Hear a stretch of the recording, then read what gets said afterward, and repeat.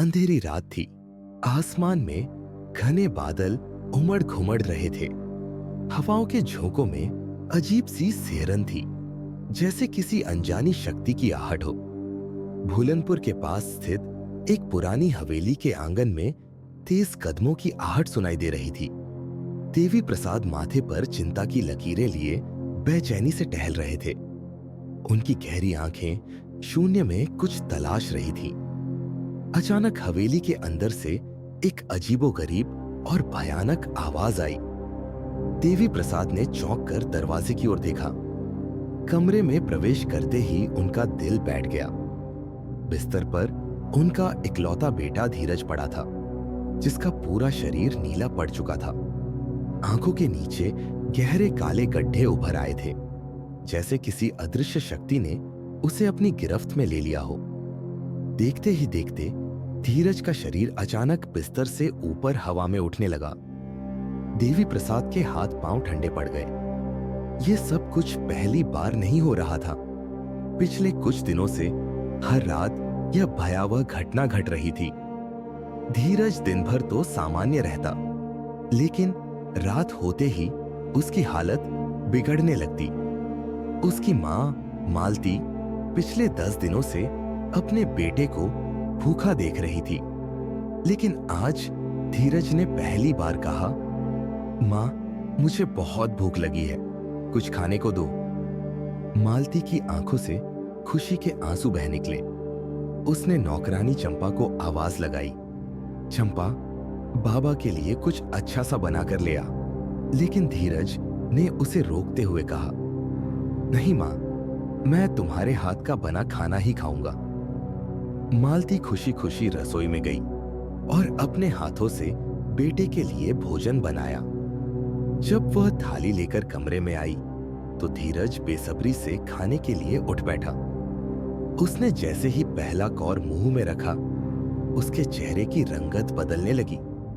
अचानक धीरज अपने गले को दोनों हाथों से पकड़कर तड़पने लगा। उसकी गर्दन पर गहरे लाल निशान उभरने लगे, मानो किसी अदृश्य शक्ति ने उसका गला दबा दिया हो। धीरज, क्या हुआ बेटे? पानी पी ले।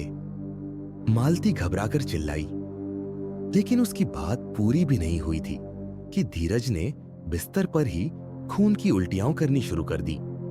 मालती की चीख सुनकर देवी प्रसाद दौड़ते हुए कमरे में आए।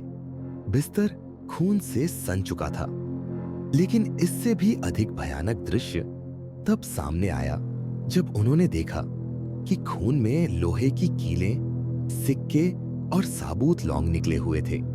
देवी प्रसाद का सिर चकरा गया। इससे पहले कि वे कुछ समझ पाते, धीरज अचानक कमरे से गायब हो गया। खून की धार फर्श पर बह रही थी, जो अलमारी के पास जाकर खत्म हो रही थी। देवी प्रसाद ने कांपते हाथों से अलमारी का दरवाजा खोला तो देखा कि उनका बेटा एक कोने में सिमटा बैठा था। उसकी कलाई में लोहे की कील धंसी हुई थी, जिससे खून लगातार टपक रहा था। अब यह साफ हो चुका था कि यह कोई बीमारी नहीं, बल्कि कोई अनदेखी शक्ति थी जो धीरज को खत्म करना चाहती थी। देवी प्रसाद के मन में सवाल उठने लगे, क्या यह कोई तंत्र मंत्र का प्रभाव है? क्या किसी ने उनके बेटे पर कोई काला जादू किया है? लेकिन कौन और क्यों? गांव में धीरे धीरे यह चर्चा फैलने लगी कि धीरज पर किसी आत्मा या प्रेत का साया है।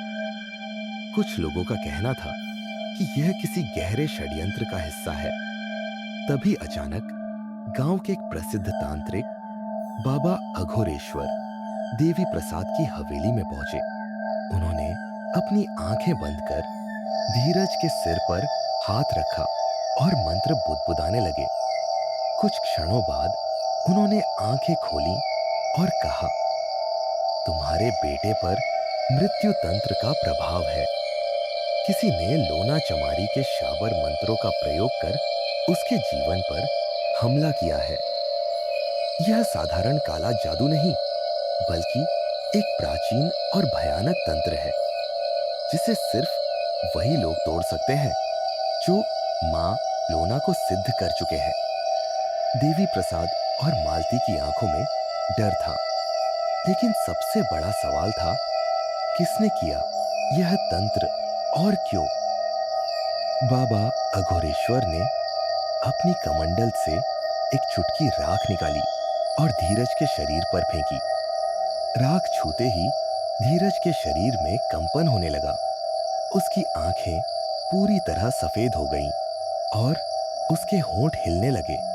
लेकिन यह उसकी आवाज नहीं थी, बल्कि किसी औरत की दबी हुई फुसफुसाहट थी। मुझे न्याय चाहिए, मुझे न्याय चाहिए। उस रहस्यमयी आवाज ने पूरे कमरे को भय से भर दिया। बाबा ने गहरी सांस ली और देवी प्रसाद से कहा, यह आत्मा केवल बदले के लिए आई है। अगर हमने इसे नहीं रोका तो यह तुम्हारे बेटे को नहीं छोड़ेगी।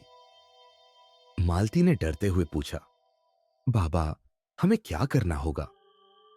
बाबा ने गंभीर स्वर में कहा, इस आत्मा को मुक्त करने के लिए हमें उस स्त्री का नाम जानना होगा जो धीरज से बदला लेना चाहती है, और यह हमें खुद धीरज ही बताएगा।